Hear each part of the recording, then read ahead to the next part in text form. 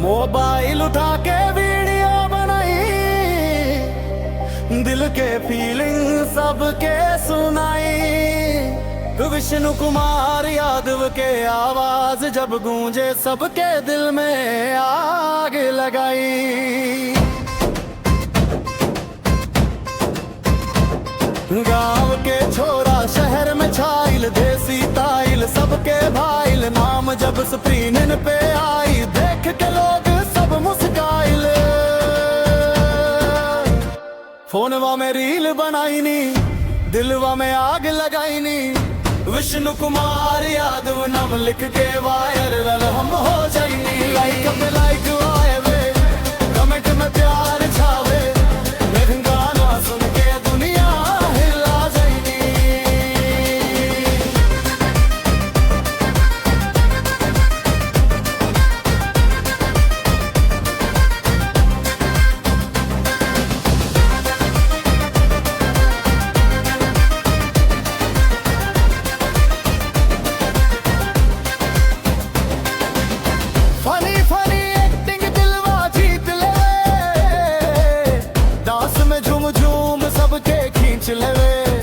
विष्णु कुमार यादव के स्माइल सब पे भारी, देख के सब दिल हार जावे।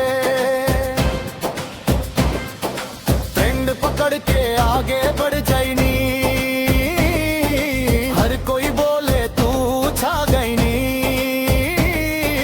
नाम अब हर जुबान पे, हर गली में गूंजे कहानी। फोनवा में रील बनाईनी, दिलवा में आग लगाईनी। विष्णु कुमार यादव नाम लिख के वायरल हम हो जाइनी। लाइक पे लाइक आवे वे, कमेंट में प्यार छावे, दुख गाना सुन के दुनिया हिला जाइनी। ना डर ना रुक बस आगे बढ़, मेहनत से सपना पूरा कर। विष्णु कुमार यादव बोले मेहनत कर, एक दिन बन बस सुपर स्टार।